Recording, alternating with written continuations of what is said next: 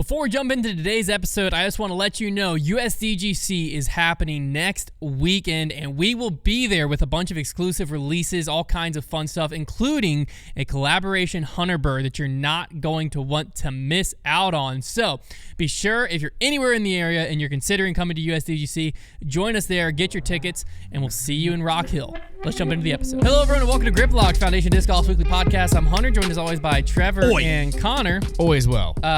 We've got the MVP Open just went down, which means that the field is officially set for the Tour Championship. So we'll talk through all of that. We didn't have a preview show last week because we were out of town, but you have some fire videos coming your way starting Wednesday. Wednesday will be the first of the out-of-town videos. Sure. I believe. I don't even know what That's time. October 1st. Time is a construct at this point. Wednesday is our first one. My brain is scrambled eggs. And yeah, we got some other fun stuff to talk through. And, you know, if time wills, if we're allowed to, if we get there, I think we'll get there. we'll do a top 10. Although I did just see one of your other topics, and if that not, might we'll get just tears going. If not, we'll just punt it to next week. If not, we can punt it to next week. Yeah, that's a good point. So let's just kick it off with MVP Open. So this was the final playoff event before the Tour Championship.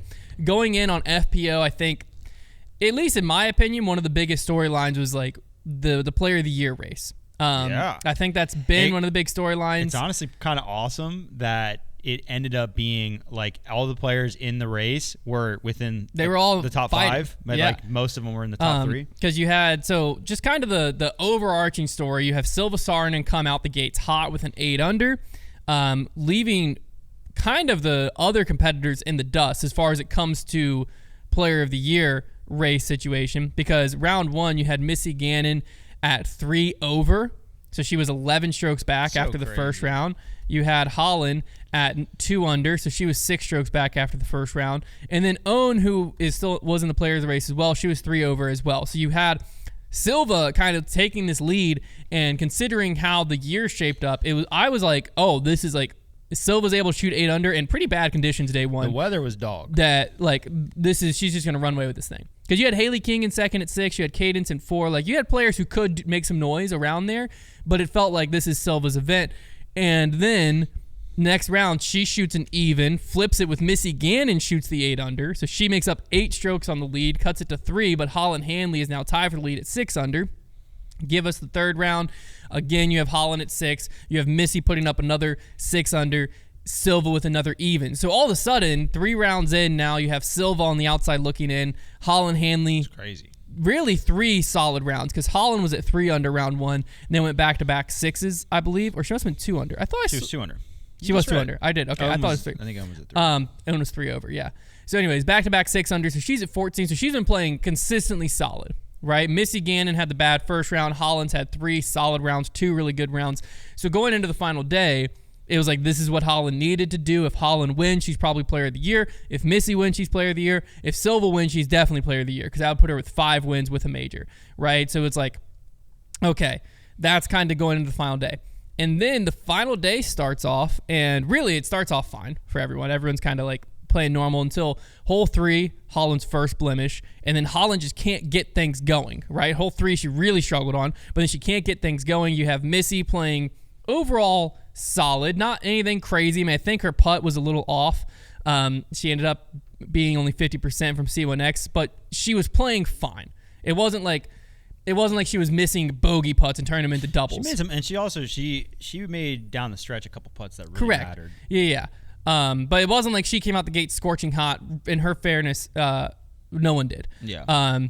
But still kind of jockeying her and Holland back and forth a little bit as the day goes on. Holland is just slowed down.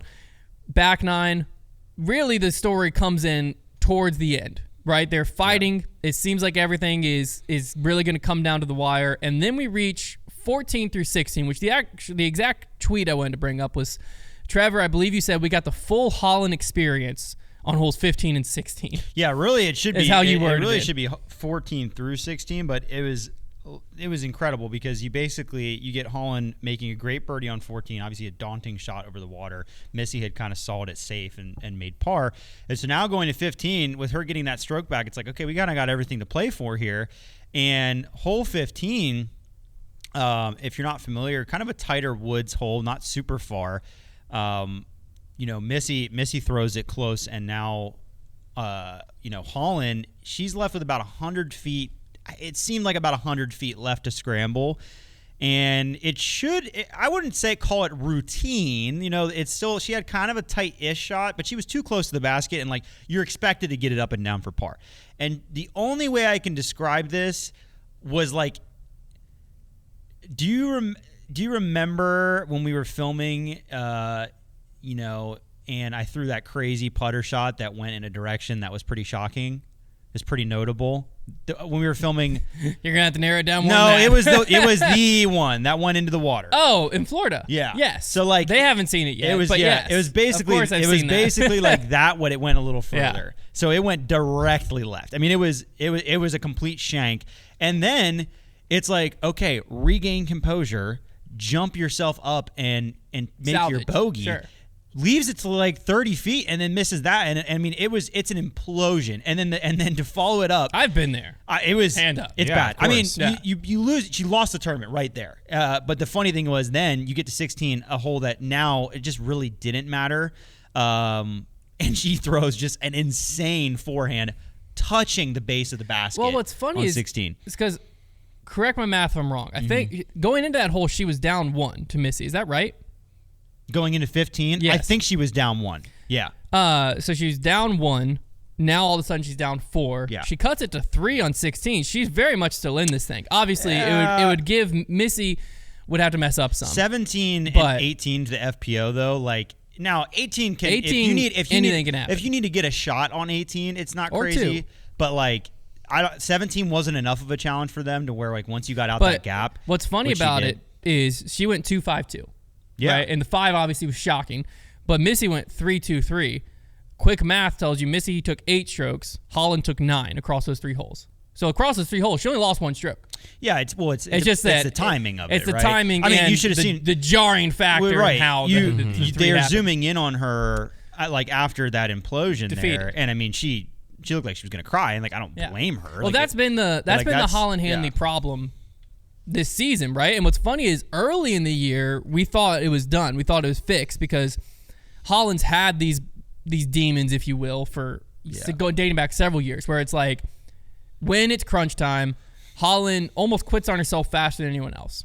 Yeah. Right, and or doubts herself more than anyone else. I mean, again, I always keep going back to Kansas City Wide Open because it was so funny to me because she was up by 1 billion and was like freaking out in the middle of the fairway of 18. And it's like, girl, you could throw it OB like 3 times right now and you'd still win. Like you can't lose this tournament. But like at the beginning of the season, it started off like second, first, third, first, fifth, first. Like that initial stretch through the Northwest Championship, it was like. And that was even Kristen kind of came in, and Kristen had very solid first, second, first. But it was like it didn't really matter to Holland. Holland was like, I'm here. I know I can win. And she felt very confident in like, I feel like I'm the best player on the planet, and I'm going to show you it.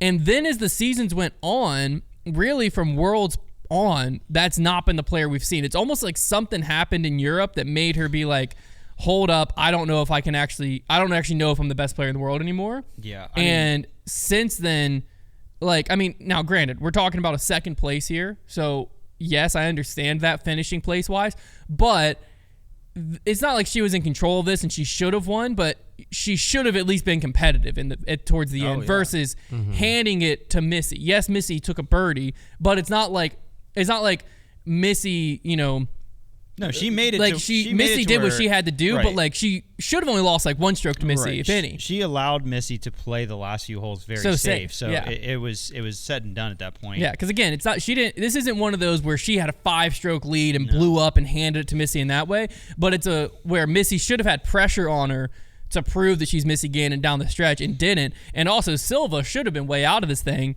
but ends up tying her for second place. So it was a very interesting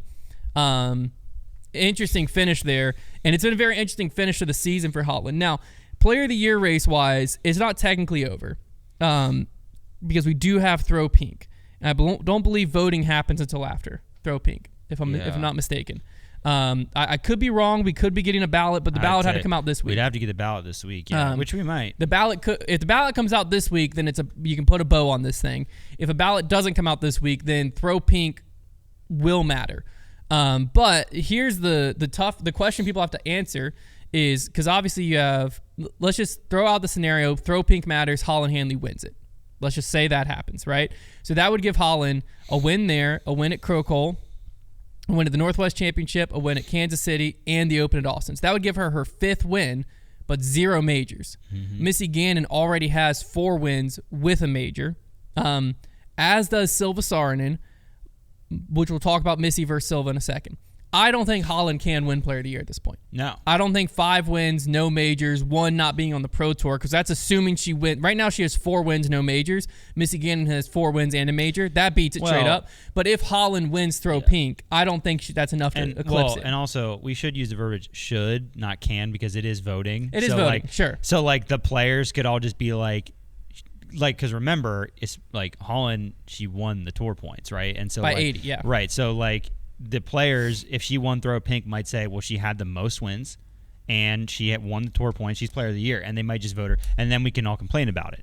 Absolutely. But no, as it stands, it probably should be Missy. I mean, I haven't scrutinized her versus Silva enough, but the paper would say they have the same amount of wins and majors, and Missy is leading her in tour points. She's probably played a few more events, I would guess. But there might be an argument to make for Silva, but there's not one to make for Holland at this point, I don't think. And so I think that's where it stands. I think throw pink would definitely make things hairy if the voting happens afterwards. I can't remember. Actually, you know what? There's a really easy way to figure this out. Let's see when the poll went out last year. I'm going to look and see when the polls went. So let's just talk quick Missy Silva, because in my opinion, that's where this race is right now. I think Holland's out of it. I think Owen Scoggins is out of it. Okay. I think it's between Missy and Silva last year, October 24th, after. Okay, so yeah, so throw pink is a part of it. So again, if throw pink goes to Silva or Missy, that could really shake things up. Could just be the decider. Where it is right now, math-wise, I think they've played. Do they play the same? One different event. I think Missy's played one more event than Silva. Sure. Finishing place-wise, I think, is the big argument, and I don't have their average finishing place. Eye test, it looks as though Silva has a slightly better average finishing place, just because Missy early on, if you remember, that was the big storyline. Missy early on struggled. She came in 23rd at U.S. Women's and has a 23rd at the Open at Austin. So early on, she has 2 bad finishes, whereas Silva, I think her worst finish is 13th, but most of them were in the top 6. So where I think it leans to Missy Gannon, in my opinion, is 2 arguments. One, the recency bias. That's just going to be a real thing. I don't think that should be an argument in favor of Missy per se, but down the stretch, Missy has won 2 of the last 3, which are big events. She won D-Glow, which is a plus event, and she won MVP. And with Silva, she it also, for me, is a big deal that Silva down this stretch wasn't in these events. Yes, she played them, but MVP, she came in second, but she never had a chance to win down the stretch. It's not like she came in second because she was fighting with Missy. She came in second from the back row. Right. You know what I mean? She came in, and just because Holland collapsed, she came in second. But my secondary argument is, if you look at Missy's wins, she doesn't have any that I would consider a fraud win. Her weakest win, in my opinion, she had one is Cascade, I believe. I believe Cascade is her weakest win, but Holland Hanley was still present. Owen Scoggins was still present. And I mean, if you look at the rest of the field, these names aren't going to mean as much currently, but they'll make sense in a second.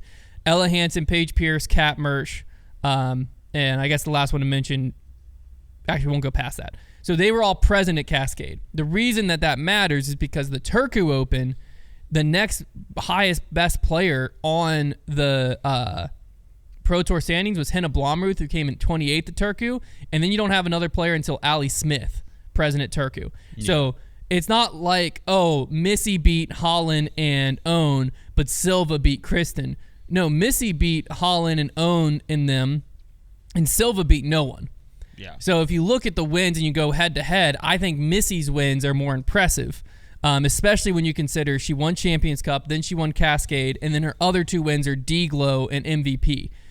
The weakest of that's Cascade, but it's stronger than Silva's weakest, which is Turku. I think it's a pretty open and shut. So to me, boom, Missy Gannon is your player of the year as we currently sit. Could it get a little more dicey if Silva goes out and wins throw pink? If Yes. Silva wins throw pink, I think I would give it back. Like I think I would hand it back. I would say right now they're close. Missy wins it. Yeah.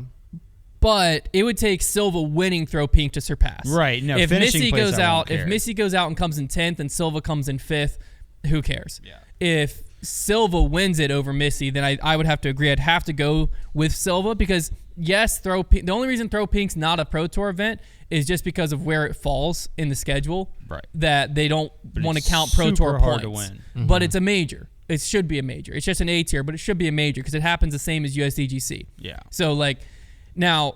I think it's really between Missy and Silva, though. If Own wins, I don't think it does enough because that would be her third win, one of them being Worlds. Yeah. So I don't think that does enough It for her. would be wild for Own to win Worlds and effectively the next or maybe the hardest major to win as well. The problem is it's not a major. Right. That's the whole problem. But it would. I'm just saying, as far as a resume from her, Yeah. it would be really And impressive. Again, I do see a world where if Own Scoggins goes out and wins throw pink, I see a world where people vote her player of the She'll year probably catch a couple votes. because of the Masters win. Yeah. The Masters Worlds win.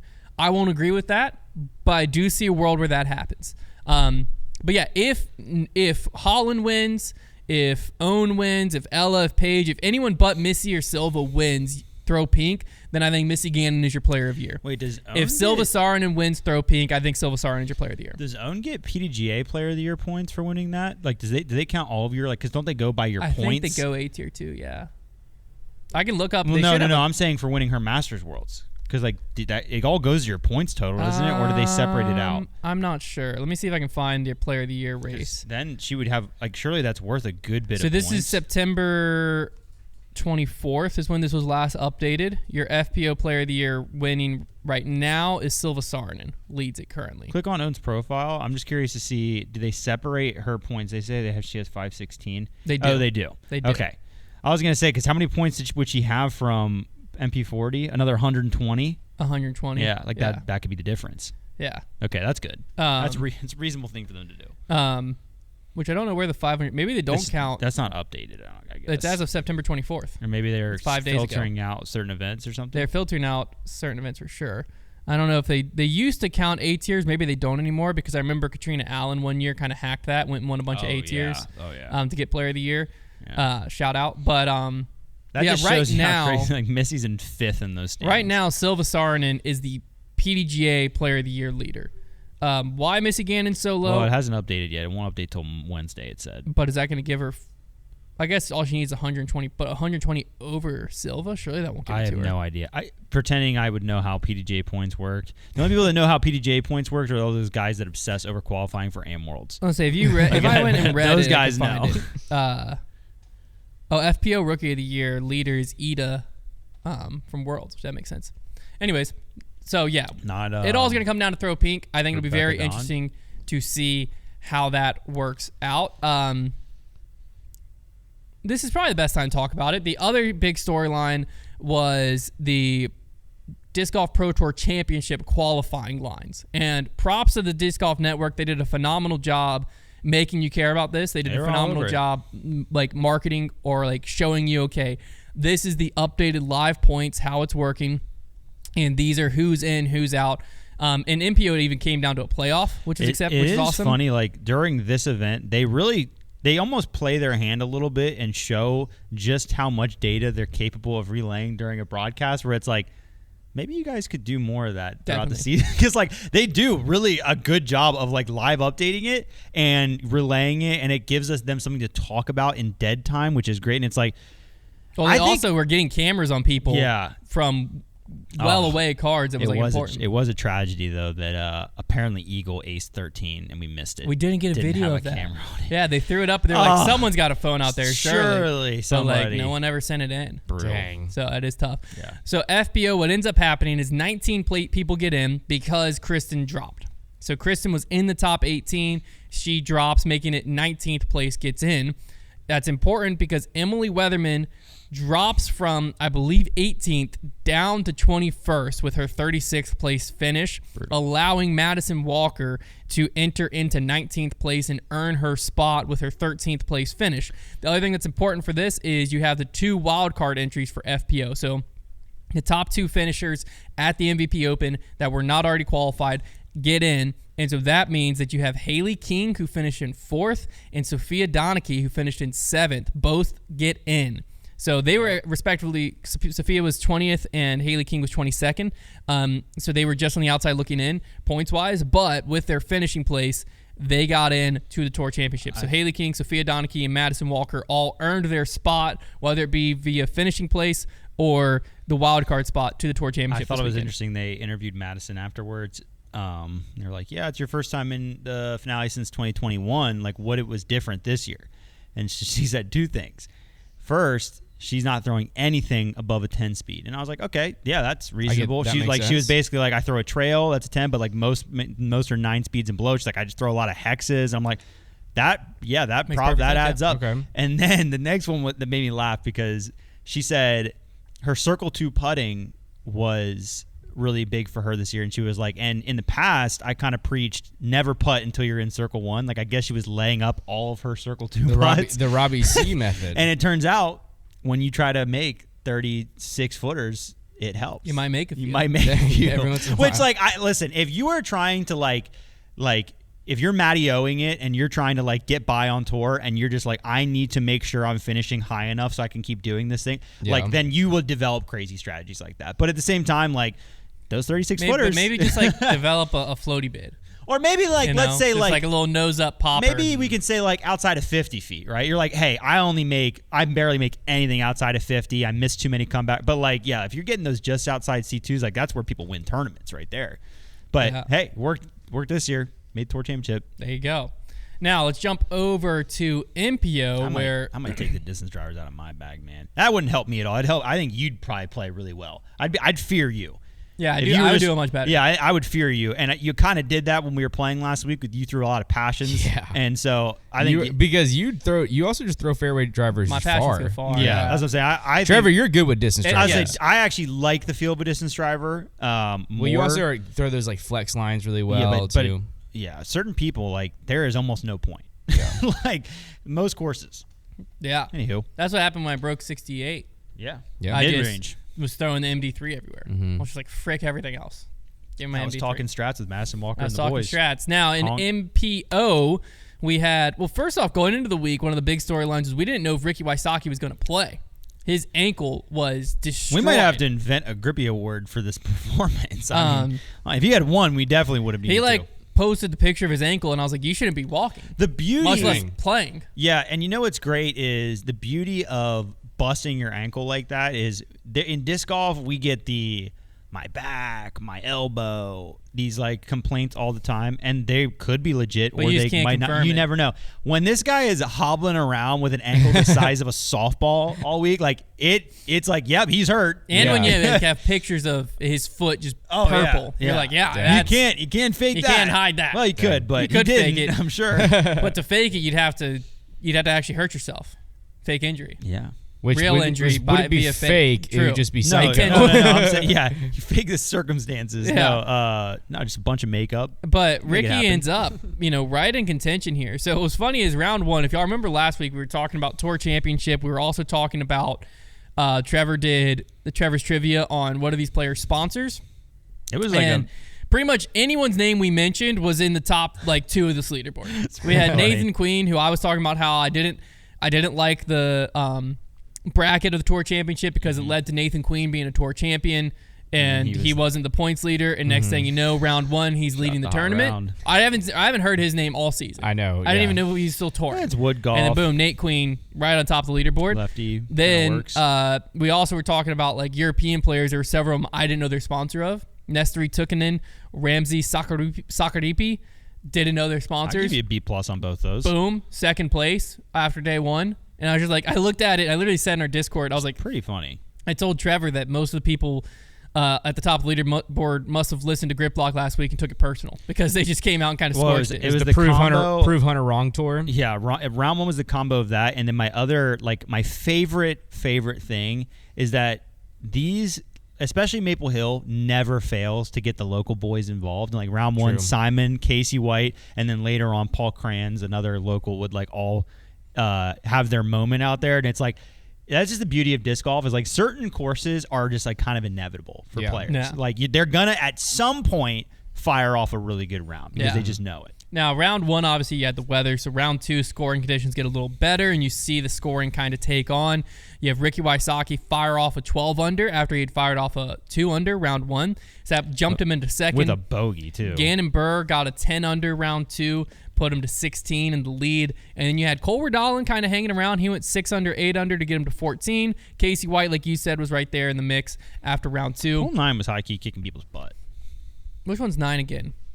It's the one it's a par 5 now. Yeah, they kind of changed it around a little bit. Yeah. Although they moved pins back and forth, so it wasn't always. Because I think round 1 and 2 was the 5, and round 3 and 4 was the 4. Round 3 and 4 was the pin you normally know. Yeah. The one we played. We didn't play the par 5 pin. Right. The better one, honestly.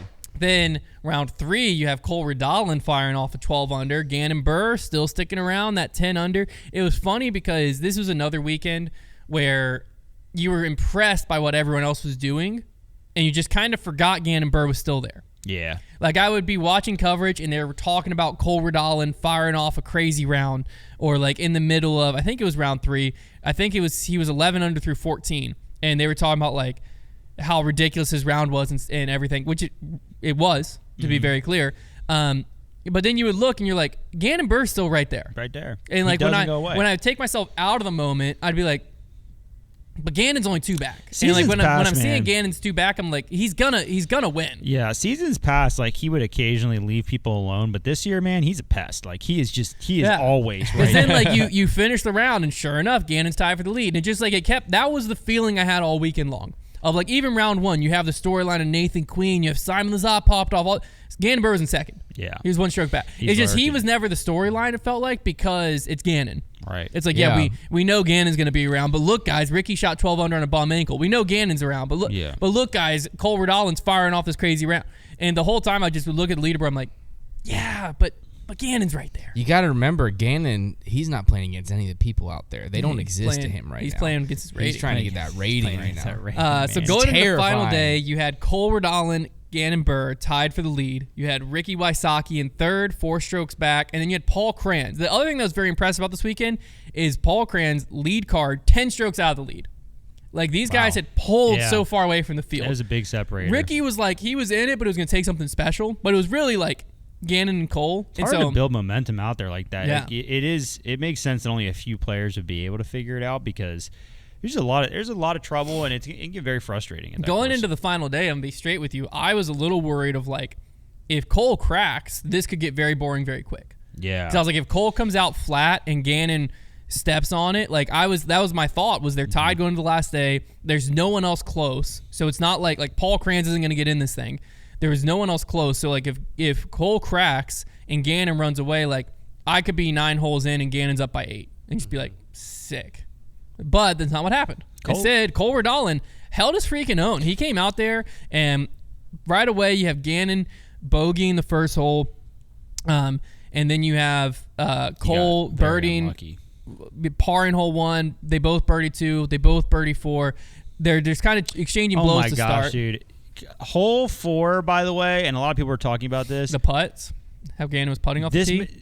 So hole 4 at Maple is that downhill, like really tight one that's like the water. And Trevor tried the thumber on. Gannon Burr just step putts or jump putts, and he flexes it, and he parked it in this final round. That's crazy. It's 246 feet downhill. Unbelievable. That's crazy. Yes, it's very downhill, and if it was wide open, I think I could wrap my mind around it a little more. The fact that he hit a line too. But also, if it were that easy, there's not that much room to move it. No, there's not. And if it were that easy, everybody would be doing it. Yeah. It is clearly an elite, above the elite jump putt. I saw some people like saying online, like, well, it's so downhill. Like, I've been there. You have to throw it a little bit. Yeah. Like, you gotta toss it. It's not like I just like baby toss it. Like I gotta kind of pop that thing a little bit. And like I said, like everybody on tour has sick jump putts. They would if it were that easy. They would all do it. You would see it a lot. And they don't. Luckily, the commentary gave him his flowers because they were talking about like, I think how they described it. I don't remember if it was Doss or Sexton, but how they described it was everyone can do that motion, but not everyone can throw that shot because they were basically like the wrist and finger strength that is required. Like you can, anyone can jump putt off that tee, but it's not gonna get there. Is basically what they were saying. It's like anyone can do what Gannon just did, that motion, but for it to go 250 feet down that tight line, because that's the big thing is like if I'm on hole 2 at Timbrook, I could probably jump putt a flex shot, full flex, and get 250 out of it. Yeah, we tried, but going down a tight window. You lose all accuracy once you try to really. That's what I'm saying. Well, you also like to throw just a dead straight line takes so much power away. There's a reason why David Wiggins didn't throw 1,000 feet on a dead straight line. You gotta flex it. You know what I'm saying? Word. Yeah. So like that's what was impressive to me. It's like yes, he moved it, but like there's not that much room to move it. I think next time we're at Maple, we have to do a social post of us attempting to do that. Jump so people putt? can see I what literally was humans thinking that. I look was like, man, I wish he had done this before we were there. It'd been a really fun thing to attempt. Yeah. Anyways, so they just kind of exchanged blows back and forth all round. It was incredible round. I feel like we've been lucky that we've seen a lot of this, both MPO and FPO recently, where the players in the top 2 have just kind of gotten tangled up, and it's been great because I'm trying to think back. I don't know if we've had like a real runaway in a little bit. Like we've just seen players get. Gannon's done it some, but I'm just saying we've just seen these players like where it's like they'll throw a lead because like. In the past, maybe Gannon grabs the lead kind of early in this tournament, one stroke, but then gives it back and then gets it back. It just kind of tug of war, and it's just you would get to the stretch, and who's going to make the fatal error? Yeah, and Cole Redallen he was in more positions to make that error, in my opinion, and was kind of reining them in. He had a lot longer putting. You know, he had a 33-footer on hole 6, back-to-back 28-footers on 7 and 8. He had a 53-footer on 11. When his putt's on, it's amazing. Gannon was at 0% for circle 2. Granted, he only threw technically 3 of them. He was 0% from circle 2, though. Hit some far and ones. You had Cole Redallen at 67% in that final round. But Cole was just kind of dialed. And where it really came down to was hole 17. So we're going into 17, and this is where I believe, were they tied going into 17? I think Gannon Quick math, or was Gannon up 1? No, they were tied. I think they were tied. They were tied because this puts Cole up 2. Yeah, they were tied. So they're tied going into 17, and Gannon Burr, 17, they've moved the tee back about 100 feet. So now you have they moved it, depending on what year. They moved it way up to the left and back 100 feet into these woods. And so you have this long tunnel shot into a very narrow fairway. So tight. Arguably, is it even a good hole? I don't know. Anyways, not really. Gannon makes the mistake you can't make. And he's throwing a forehand, which is a lot of players' preferred shot, hits an early tree, kicks down to the right. Throws a good shot, even a good scramble shot, to even give himself a look. Throws an insane scramble shot. Blind, over the hill, controls the speed. And I mean, he was inside the circle. Yeah. No, he had an inside circle par look. Yeah. Cole Redallen plays it pretty much as good as you can. He gives himself, and also inside the little circle, birdie look. Yeah, he throws basically the same shot, only it was his second shot equally. It's an awesome shot. No, it is, yeah. It's very hard, very hard to turnover backhand is just so in his wheelhouse, though. Like his backhand control, I hope that Cole Redallen can find consistency one of these years because like when his putt is working and when his backhand is on, he's really fun to watch because his shot shaping ability is insane. Yeah, so then Gannon steps up, must make, because that would basically keep him within 1 going into 18, which is very doable, 1 on 18, and just misses it left. It was a chain out. I'll give it that, a miss putt, though. But it was high left. Yeah, it was a miss putt. It was a solid thrown putt, but not a great putt. I don't even think he would expect that to catch. Yeah, it was just... Honestly, if it was high right, it might have caught. Yeah. But high left, it was just never catching. It was a bad putt. It was a choke. Misses it. He gets a bogey. So he really choked tee shot and putt. Yeah. The putt's the bigger choke. But I mean, Gannon, there were several putts where it was just like, of course he made that. Like I think his par save on hole 9. His par save on 9 was ridiculous. Hit that early tree. threw it up over, and then had a crazy shot to get across the water, and then had this like 30-some foot knee putt, bangs that to save par. So like there were several times where Gannon's Gannon, right? Like he's he's not going to miss a putt, you don't think. Until 17, he missed it. He gives Cole 2 strokes on 18. Should be over. We've seen this story before. But 18's 18, right? And that approach to the green, that island green, we've seen Corey Ellis mess it up. They were literally showing the highlights, props to DGN, of all the people that had messed it up as Cole's walking up the fairway. It needs people's lunch. So, because in just those minutes, we saw Kristen mess it up. We saw Corey Ellis mess it up. We saw Aaron Gossage mess it up. All like these are the tournaments in the line. Seriously, guys. So that's mean to play somebody's bad shots on coverage. Yeah, all right. Simmer down.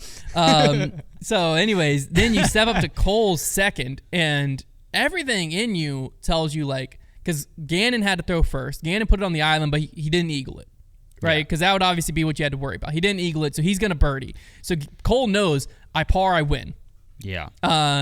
So, like, he's lining up a lot of people are thinking, me, one of them, he's going to lay up. The commentary team as well. And the funny thing is, you have this little tree kind of in the center of his shot, and they kind of direct you to the left side of this tree and be like, yeah, he's just going to go around this tree, try and lay up. And they're kind of like, that shot's kind of tough. Like, they kind of want him to go backhand to lay it up. And when this thing comes out of his hand, I immediately go, oh my gosh, he shanked it, because he throws to the right side of the tree. It took like a second for everybody to realize what he was doing. He's like, forget it. I've seen the highlights, or the lowlights, I should say. I'm just going to go for the island. I feel like it was just like, obviously, in retrospect, he executes it, right? Yeah. He puts it on the island. He has a birdie putt that he then gets the honor to lay up. Yeah. And, like, now, genius. You're right. It's a classic. You execute the shot. Hey, you're ice cold. You called your shot. You're like, I'm not losing this on a layup, which, in fairness, that is a mindset to have of, like, I don't want to throw this away by throwing a layup shot that maybe I haven't even thrown yet. That's my opinion on it was, you're juiced with adrenaline. Right. You probably haven't practiced the layup much, if at all. Yeah. And when you have, it's a situation of like, you're chill in practice, you're done, and you just kind of throw this chippy layup, just like, okay, just in case I need to lay this up. That's a really hard thing to all of a sudden execute, where it's like, I don't really know the distance here. Maybe I haven't been in this exact spot. I need to throw this chippy layup to then throw another chippy layup. When you're juiced on adrenaline, you're just like, if I throw this shot, at least I know my fate. Right. Like, I throw it, I have a drop zone putt for par that we saw James Proctor bang last year. Yeah. So it's like, if I throw this, I'm taking full control of my own hands, and I respect the heck out of that. Right. And the rules of podcasting say if he had messed it up, we would be on here this morning saying he's an idiot. Like, it's... When he threw it, when it came out of his hand up, I was like, this dude's so dumb. What is he doing? Yeah, like, and then I watched it land, if he had and I was messed like, it up, we'd have been like, dude, all you had to do is chip. Like, what are we thinking? Yeah. Like, because you did it. When it landed on the island. Not man, but you're a genius. It wasn't until it landed on the island I was like, holy cow, this dude's ice cold. Yeah. Like, this guy's insane. Hey, when you pull things off like that, it's sick. It's similar to, I don't know if y'all ever had this experience, but in high school, you get a steal in basketball and you're on a fast break and it's a close game. No, I've never had this experience. If it goes in. I've never pulled up for 3. If it goes in, ice cold, you're a genius, because it is a wide open 3. But if you miss it, you're getting pulled and yelled at. Yeah, you should. Nothing in between, because like you have a free layup. There's a football what are you doing? There's a football play I think that happened last year that you guys explained to me in a similar way. That you're like the coaches. Yeah, it's like going for it. It's like going for it on 4th down like situation where it's like if it works, it's great. Somebody did it last year, but I can't remember. It's always anytime you make an overly aggressive play, it's the same thing. I distinctly remember I was on the bench and there's this dude on my team who got a steal and we were down by like 1 or 2. And we must have been down by 2. I think we were down 2 because that's the only way this makes sense. He got a steal late in the 4th quarter, and he runs down and pulls up the 3. That is psychoactivity. And my coach, as soon as he pulled up, turned and said, "Hunter, get in," because he was ticked. And I start running in, and the ball goes in, and the crowd goes wild, and he's like, "Hunter, sit back down." I was like, that makes sense. That makes perfect sense. It's like if that misses, he's getting chewed out. He's running at practice tomorrow, whatever. It goes in. He probably wins us the game. He's the hero. It's like that's Cole Ridall. If I were to go to Vegas tomorrow and bet my life savings on black, If it misses, I'm the dumbest guy alive. If it hits, I'm dumb, but Now you're rich. I'm rich. Dumb and rich. Dumb and rich, man. Yeah. That's Cole Redon, man. He bet it all in black. Same thing. So there you go. Same- Cole Redon. Good analogy, Yeah. Trev. MVP Open champion. I do also takes it down. I said you mentioned it, but I do like there is that element of strategy to where if he misses, he's thinking I'm gonna have a chance to make that putt as well, the drop zone putt. So like there's a little bit of forgiveness there, but it doesn't matter. Gannon Burr though, Dub. we still have to give Gannon Burr his flowers because still the dude's on just an incredible run since European Disc Golf Festival, which is now months ago, June. It feels like a lifetime ago. Second, first, second, first, second. Too many seconds, in my opinion. Like, I mean, the dude has only been in he's Loser. lived in the top two this whole time. And, like, you got to think he's going to win USDGC. Why wouldn't he? Yeah, I mean, who's going to beat him? That's what I'm saying. Oh. Paul McBeth might.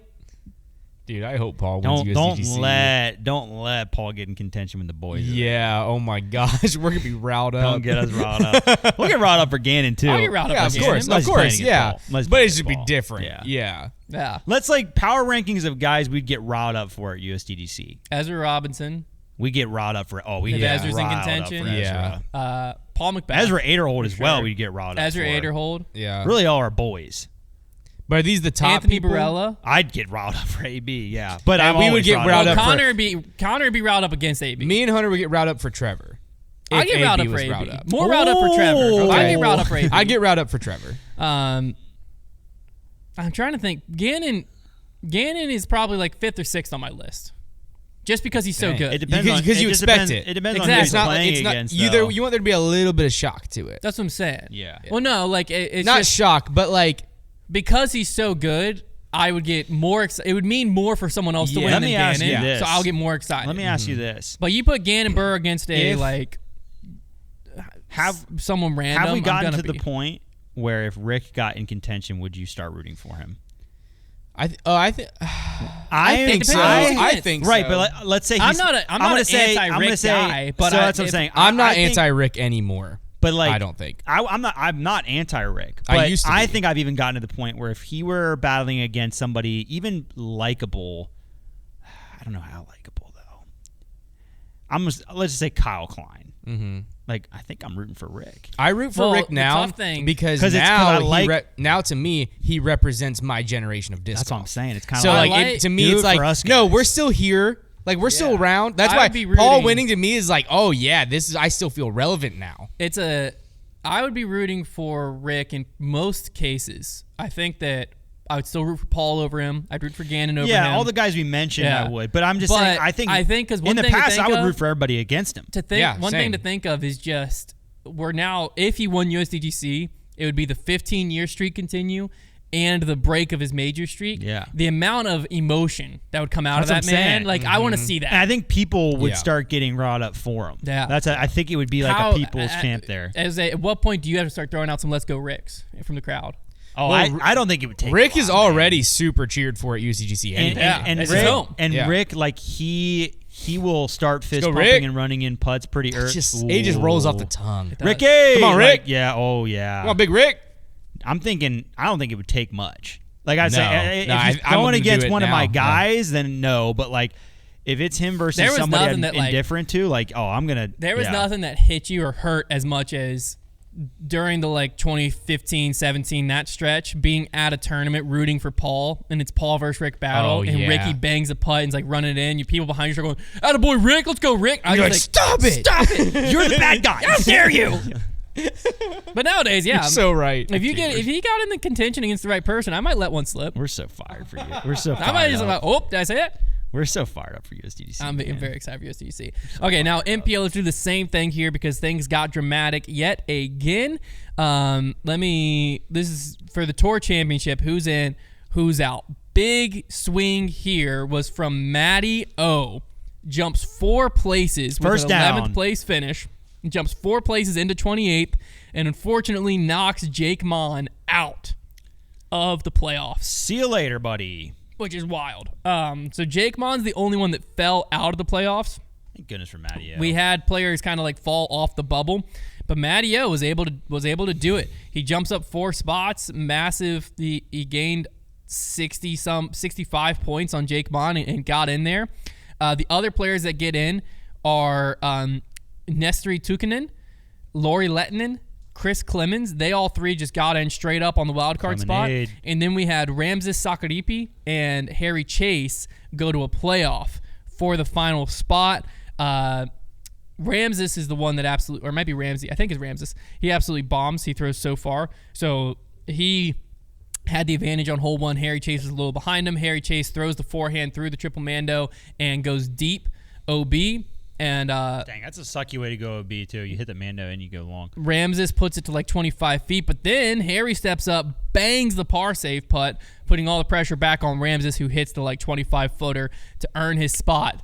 So it was tough for Harry because I think Harry bogeyed. He bottled it. He bogeyed. They kept every 18. Time they showed him on coverage, he kept messing something up, and I was like, oh, man. I think he knew he was right in it because so he bogeyed 16 and 18 to drop down. Yeah. So he should have been secured. He bogeyed 16 and 18 later either. He just kind of hit the brakes on it and fell to the playoff and then lost in the playoff. So he's out. Ramses is in, and that is your tour championship. Boom. That's it. So, all right. That's MVP Open. It's time for the fan favorite segment, Trevor's Trivia, right after these messages. Let's go, Trev. All right, folks. It's Trevor's Trivia. We're going to do... Let's go, Trev. We're going to do some Who Am I's. I got 3 of them. Trevor Staub. Trevor Allen Staub. You got me there. I just doxed you. You did. Okay, first one. So you guys... You can guess whenever you feel like you know, but you only get one guess. So your goal, I'll just say the first one has 1, 2, 3, 4, 5, 6, 7 clues. So just so you know, like by the time you get to 7, you're gonna know. Okay. Born in Norton Shores, Michigan.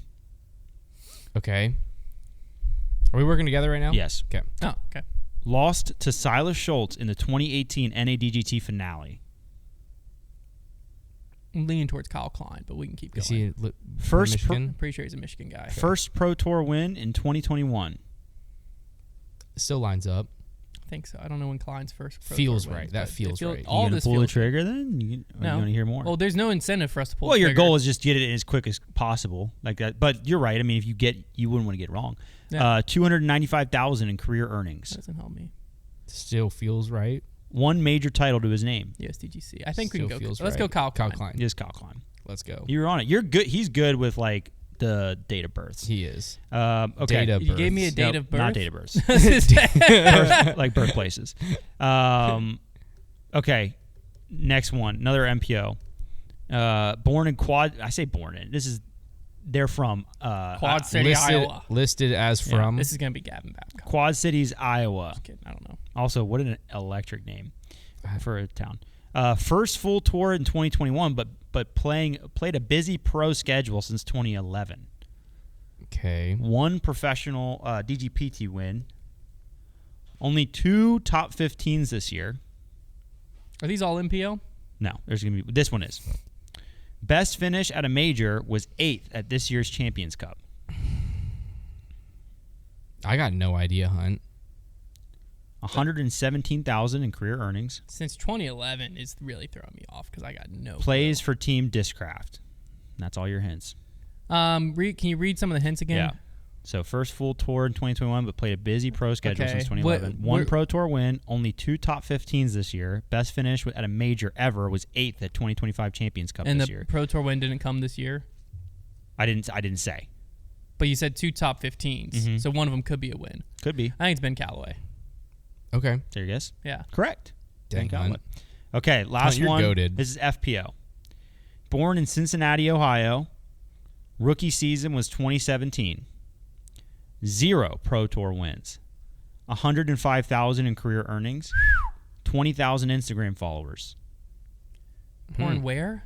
Cincinnati. 7 top 10s this year. Rebecca Cox. Oh my gosh. Did you know Hunter. Cincinnati? I played with her father at Idlewild.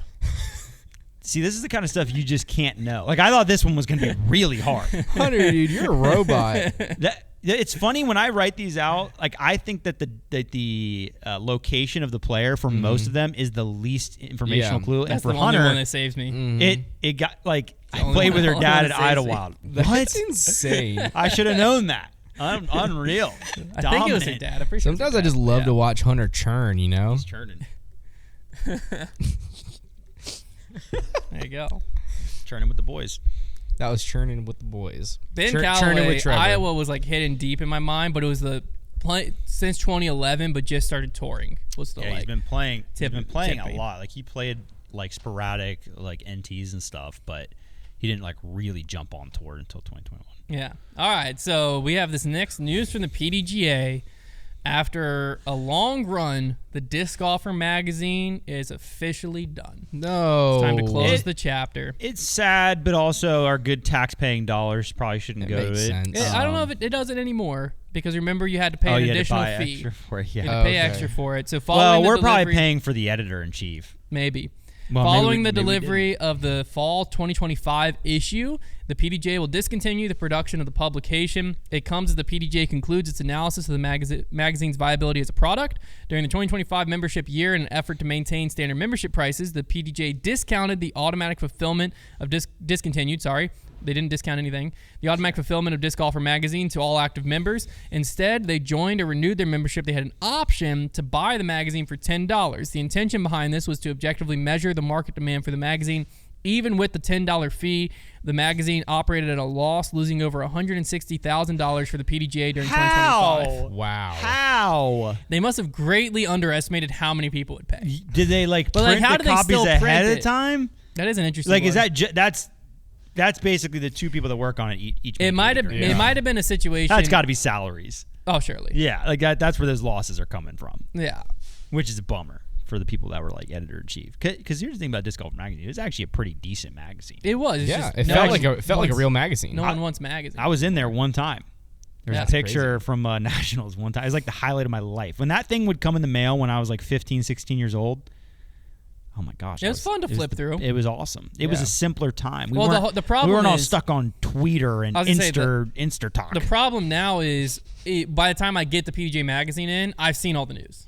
Yeah. Exactly. Like the only thing that's in it is like, yeah, there's some random like course Back in design friggin' articles. but, like, 2013, I didn't know what was going on. All we had was Disc Golf Course Review. That was our only online platform. yeah.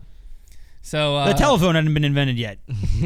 ultimately, the PDGA has a fiduciary responsibility to its members, which means Big word. carefully investing dollars in projects that support the organization's mission while providing the best possible service to its members. It's the end of an era. Are We've they had trying a to, like, spectacular butter us up? 17-year run, thanks I in feel large buttered. part to art director Kent Johnson, said longtime editor Joe Fight. I want to acknowledge what KJ created, not KJ USA. His totally unique, ridiculously fun style exploded from every page. Every issue is a work of art itself. So So here's what I want to know is what was that the current editor? Joe Fight. I want to know where Joe is going to end up working at the PDGA next because like I think You know I what, feel like Joe? that's how it works. You know what, Joe? I think that this would be okay that I said this. You have a job here at Foundation. I don't think you can say that. It's unpaid. It's an unpaid job. not You a can job, then. you can make our magazine. You can be our Servitude. volunteer. It's just gonna be like a highlights from our videos that came out that month, It comes out like a Foundation. quarter later. and then it's just gonna be one it's Foundation just gonna be magazine. an article on like the circumstances surrounding. It'd be like, didn't BPN do that as like a fun thing at their expo? They might have, and yeah. a magazine. I'd say that would be the one to do a Foundation magazine as like a one-time swag item thing would be pretty fun. That would be fun. Expensive but funny. Yeah, that much colored print. Maybe they did just lose it all on printing because like it can't be cheap to print magazines. It can't be. I'll Google. Hunter's googling. Sorry. How much does it cost? Top prompt. That's basically. Are you what I was going. googling or chatting? Googling? He's googling. So he's chatting with Jem. Okay, so Gemini, Yeah. never correct, but what it Yes. says is general range between 40 cent to $4.80 per copy. That's a big difference. Yeah. big range. Because it was 40 cents, I'd say, oh, we could do that sometime. That's not that bad. 480, that's expensive. That's like darn near. Oh, they're pulling disc. this from Printing Center USA. Well, I mean, if anybody knows, it's them. So That's Yeah, a name true. I trust. They're the center of printing in the USA. That is. paper quality affects it. I mean, let's say like a 10-pager. Okay, here you go. So if you What kind of deal buy could Dwight Schrute cut me? 1,000 of them, it's $4.53 per unit. That's if expensive. you buy 50 but that's of 80 them, page. that's probably about what it was. No, I'm saying like if we did like and this is all hypothetical, like a prop one that was like 15 pages. Like that's 80 pages chonker. 50 of them is $11.71 per unit. Yeah, so We have to get at least to 1,000. Well, I guess What 1,000 of you won a foundation magazine? Should we demand? Now we should just demand. Okay, where are these funds going next? You know, we just freed up 160 grand in losses. Where are they going? Yeah, true. And where are we going to get that value? I want the option to spend $10 on something when I renew my membership every 3 years. 160,000. I think all of us should get a $1 discount to the PDGA. I agree. That should probably come through. Aye. There, it's done. I got an email from Segway guy. Got an email. You have a piece of paper? I did. I printed it out because this guy I was printed worried. an email. Are we like in the McDonald's right Hunter now? started on the magazine. I was worried. Over, geezer. I was worried. It's actually John Geyser. Geyser. Oh man. I was worried I wouldn't remember it, so I just printed it out on Friday. That is like a So that's new on- level You are of very remembering. smart. I printed it I out on respect Friday. that. So that That's on what Monday, paper's for. Yeah. On Monday when I walked into my office, it was sitting on my keyboard. And I was like, oh, I know when to talk about that on Grip Block. Hunter, you're a genius. So Genius. I actually got several of these, but this is the one I liked the most. John sent this in. It was the playoff and tour championship format. He has a proposal. Oh, okay. So I'm gonna read the proposal. I actually think all we this gotta do is change the name. I think this could solve everything. Oh, yeah, right. I'm serious. Yeah, we'll see about that. So- This We'll is from the like. Well, thi- I'm gonna read. May I ask for this? Yes. I'm gonna read this, and then if I can suggest my changes to it, and Okay, then hear your feedback, final then prompt. hear my thoughts. Sure. Yeah, Okay. we're so, usually reasonable. but just for can you give context surrounding this? This So was last week we got into a debate because I like the head start, the stroke head start. And I was imploring the Pro Tour not to follow the PGA Tour, where they got rid of the stroke head start and just made the FedEx Tour Championship a normal stroke play tournament. Mm-hmm. Trevor doesn't really like the stroke head we start. landed on like the name was the biggest. We hold said up. if it was the Disc Golf Pro Tour finale, not the Disc Golf Pro Tour Championship, I would be fine. Yeah. Because again, the playoff, all of that, it's all going to make sense. Let me discuss. Okay. This is from John Geyser. Based on this week's Grip Block debate, I want to give you a proposal for what I think the playoff could look like. I'd love to hear you guys discuss this idea. Players accumulate points throughout the season like they currently do. Then they have 3 aggregate playoff events and a tour championship. Starting in the playoffs, the points get zeroed out. For the first playoff event, the top 96 and 48 in tour points get into the event with a stroke advantage for the regular season point leader. At the conclusion of the first event, the bottom 25% of the field gets cut, and the remainder of the field advances to the next level with their current score. The second playoff event picks up where it left off, with each player starting with their tour score from the first previous event. So Paul Macbeth finishes the first event at 10 under for the total, and he starts the second event at 10 under. This continues to the second and third event, culminating in the top 25 MPO and 12 FPO making the tour championship, which then resets the scores and is a standard 4-round event with no stroke advantage to anyone. This achieves multiple goals, gives advantage to players that played well throughout the season by giving a stroke advantage to the playoffs. It also comes a lot more aggressive in cutting players, making the cut a bigger story, and allows for Cinderella in the tour championship. My proposal. Hey, go ahead, because I got a big problem with My this. secondary thing to this is I think that what should happen, because I like this idea overall. I think you go in and, we'll keep the current cut, right? The top 100 make the MVP Open, right? And I think you basically go into the MVP Open, the GMC. Going into it, you start Gannon Burr, quote unquote, at, we'll say 10 under still, and then 100th place is at like 10 over or something, whatever, however you need to spread it out, right? But that's just tour championship. So GMC happens, the events, there's a winner of GMC, and you have the tour championship scoreboard.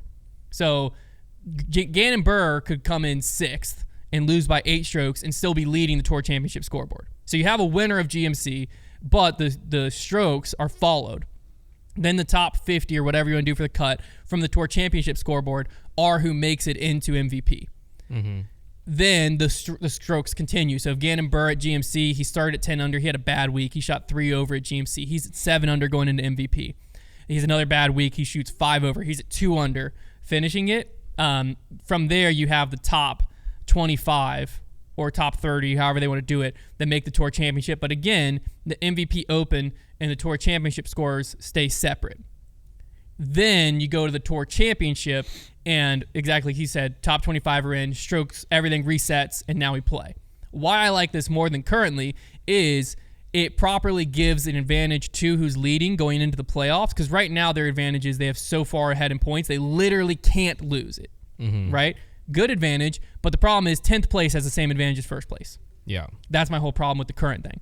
So it is, as you get down, your advantage gets worse and worse and worse and worse, to where, like, if you're in 10th place and you fire off back-to-back 60th places, you're probably not making the tour championship. but you have a good advantage. Whereas Gannon Buhr would have to shoot like 25 over probably to lose his advantage of the top 25 across the two events. And so then the top 25 actually make it to the finale. It allows for the Cinderella story, all of that, and now it's just a 4-round event with a tight field. But Hunter, Gannon Buhr had the most points all season long, and he has the same chance of winning the final event as everybody that's in it. So yeah, understood. Disagree. Because of the fact that his advantage is greater than the field going to make it. That's my argument with it right now. It is currently. It's not, but you get where it's not. Because you know that that's not true. Right, but at the end of the day, it's going still going to into- be Gannon Buhr, might not be the tour champion. But it gives him a better advantage to get into. I don't really have a problem with this format, but I don't think I don't really see how it's I see how it improves your situation, but solves my situation. It still means that Gannon is going to have to play the best players in the world on even footing to win, which is exactly what I want. Like the guys that matter in the tournament are going to be. My whole problem with the format currently is that Gannon Buhr earns 0 advantage over, realistically, like 15th place or 12th place. Going into the playoffs, 12th place and Gannon Buhr have the same advantage. Well, they're both going to get in. They're both going to get into the Tour Championship. Sure. Their spot's locked. Yeah. So Gannon never got his advantage ever. But now Gannon's advantage also doesn't really matter because he's getting in both situations. He's getting in no matter what. But not everyone else is. That's the big key. So now Gannon has an advantage. Because now if I'm in 12th place, I might be at even par. Yeah. I might only have 3 strokes over 24th. Yeah. I'm not guaranteed in anymore. Yeah. If I play bad, I lose. No, I'm out. I see what you're saying. That's the difference. It definitely changes it a little bit. That's the huge, because right now the playoffs are pointless. That's my whole point. Yeah. Is it matters for the bottom, so Gannon never got his advantage for the points lead. This gives him the advantage. Yeah. No, I don't. Because now he has the stroke advantage where it's like he's going to make the Tour Championship unless he literally gets injured. You obviously addressed the major issue, which was in his first proposal, throwing away 3 events. Correct. Just for the That's sake of why to playoffs me, would be the dumbest you thing keep ever. this off to the side, and you have a playoff scoreboard, and you have the actual events. My only question would be if you did it this aggressively, and it's not. I don't know if it would or not, but I just my whole thing is like I said, I never really liked the whole playoffs thing that much, so I just don't want it to take so much. Correct. No, I'm in the same boat. My whole thing, this was my whole argument before. But this format's if probably we're going better. to do it, we need to make it matter. Yeah. I'm in the same boat of let's just let USDGC end the tournament. You hand out the points winner, he gets a trophy, and that's it. We're done. I'm in the same boat. That's the best situation. But if we're going to do playoffs and we're going to do a tour championship, it's got to matter. That's why to me, currently I like the format because Gannon Buhr needs to earn his advantage in the playoffs at some point. Right now he doesn't. Because no matter how much you want to say, Gannon Buhr has a 500-point lead on second place, and yet him in second place, if you don't have the stroke advantage, him in second place have the exact same advantage. So it's like these points are useless. Like once you're in the top 10, you're good, basically.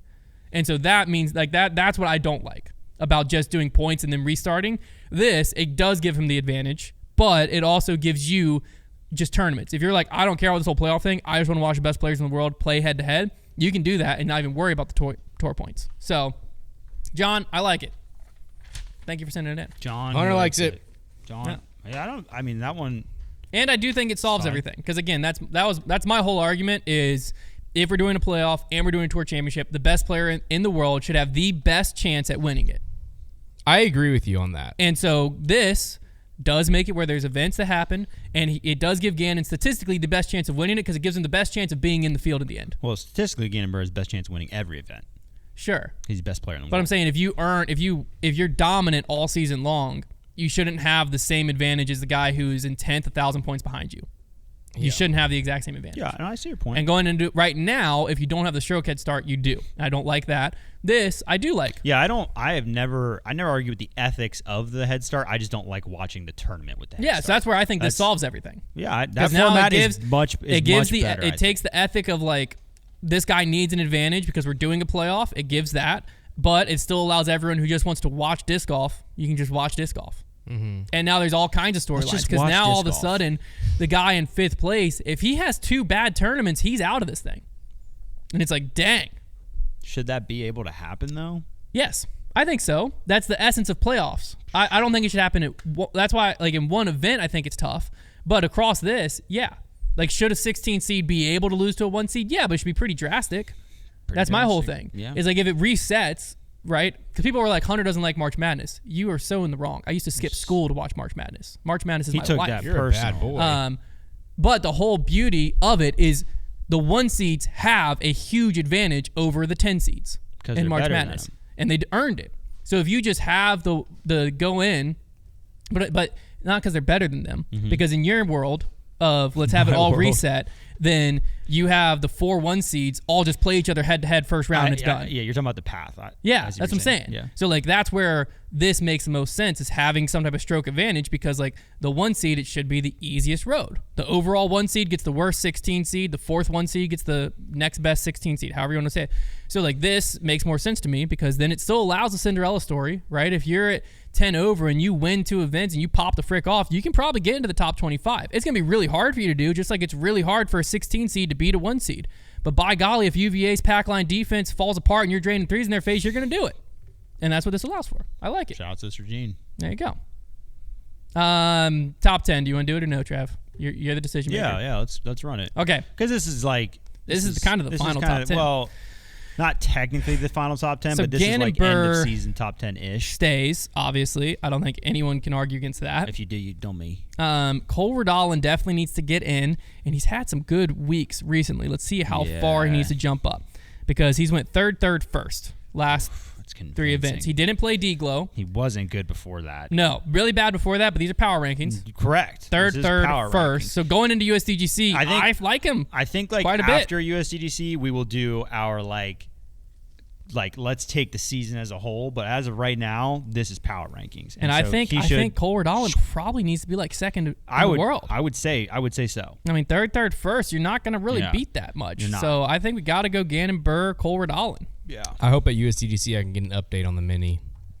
Yeah. the Mini How Coupe. the Mini Cooper's doing. Well, he just got money to fix it. That's for sure. heck yeah. Calvin Heimberg, second, Yeah, seventh, boy. sixth. I Dollars. like Calvin staying in third. Yeah, he Second, had a good seventh, finish, sixth. right? He's Yeah. been solid. Yeah. Because Paul McBeth right now we have in 4th. Paul went 6th, first, He 25th. played himself out. He was like. So we really, good Paul could have position. been pushing for second, but second, 6th, first, 25th. We got to give him flowers for his win. Yeah, he did just win, and he won a couple weeks before that. Like, And so, like, we got to keep him ahead of Ricky because Ricky went second, 28th, third. but so then I Rick think- can probably stay where he is too. Well, but I got to see if anyone jumps both of them. Is what Well, we I don't next know. Rick question just to took a ask. third. So we got Dickerson. What did Dickerson been doing recently? 10th, 31st, 16th. Okay, so he's gonna get jumped. He didn't jump Paul.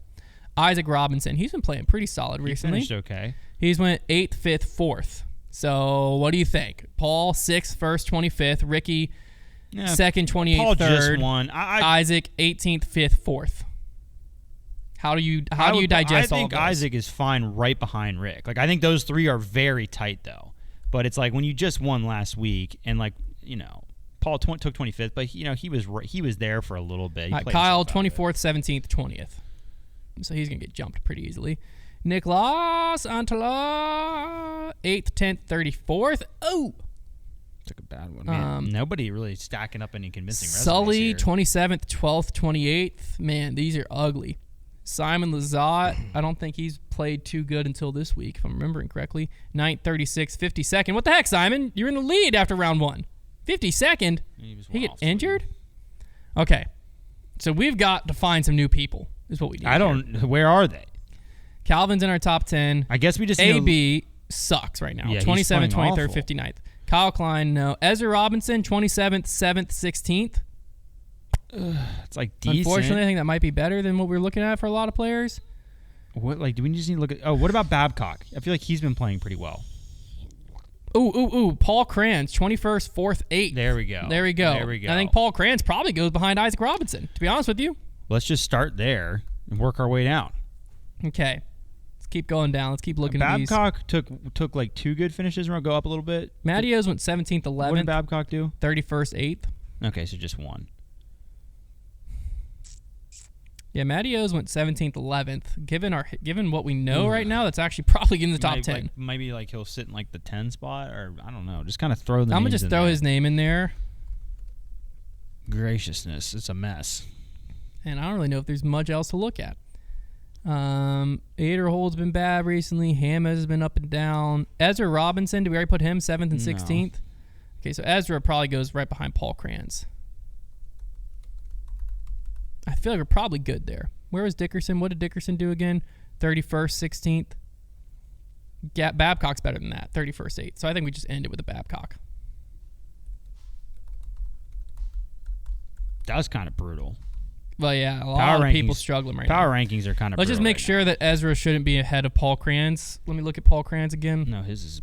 Paul Kranz with 4th, 8th. Yeah. Baller. Ezra Robinson is behind that. So I think we're good there. So Gannon Burr, Colbert Dolan, Calvin Heimberg, Paul Macbeth, Ricky, Isaac Robinson, Paul Kranz, Ezra Robinson, Matty O, Gavin Babcock. Boom. FPO. That is jarring. If you showed me that at the beginning of the year, I would be very confused. FPO, Missy Gannon definitely jumps to first. What the heck? That's for certain. Probably Holland Handley second. Has to be. Or own. I mean, Silva and Holland are tied the last few events. Does own better? So Silva and Holland both went 9th, 2nd. Paige Pierce has to jump in. Owen went 2nd, 5th. Paige Pierce won last week, so she's not even in right now. So she definitely is 5th. Paige Pierce. All right, so basically just comes down to, Trevor, do you like a 2nd, 5th or a 9th, 2nd more? 9th, 2nd. 9th, 2nd? Yeah. So then I think we got to jump Holland over Owen, and that leaves us here, and this is it. We have Missy Gannon 1, Silva 2, Holland 3, Owen 4, Page 5. Fine. Boom. Yeah, we Silas rank. select Yeah, time. we rank. Silas selects time. He said, and I quote, "You guys are never going to get this." Little smug smile. Guys, keep your voices down. I don't like when he hears us. I don't like when he's looking at us. You don't like it when he hears us. Yeah, because then it's like, I don't think we have a chance when he's looking at us. I'll be honest with you. I'm choosing... Gosh, you guys need to dig deep. I'm choosing a reactor. What? That's actually a sick pool. Thank you. It's ASMR session. I'm going to pee my pants. Oh. Somebody move the play mic. yellow So I'm going to note. go to P2. Oh Okay. my gosh. Okay. Trevor, what does your body have to do? Oh. Because I said reactor because I'm reacting. I am. Oh gosh. He's on looking to at us. us. He's he looking can at hear us. you. No. No way. dude. You're gonna get it now. He's listening. Stop. I'm gonna go with. Stop looking over here, bro. Plug your ears. I don't like it when you're looking at me, dude. Let me go with. This is so important. What is? What's the? Oh, what is it called? What's the new one? It's on my desk. Fox. Yes, the Fox. End of a Fox? Yes. Oh, it's in the Invictus. right brand. Invictus. He was right. I didn't even know. The right brand. I didn't even know they still made I was all Invictus. over you. I was never gonna say Oh, Invictus. it was all over you. Not I didn't in a know they still million made years. Invictuses. Not in a million years was I gonna say Invictus. Basically a PD. Good disc. I've Basically always Feels a been little reactor. faster than a PD. Basically, same thing as a reactor. It does feel like a wider, sharp PD. Yeah. All right. They all Well, that are. wraps it up. Appreciate y'all tuning in. We'll be back next week, which is also USDGC week. Talk to you then.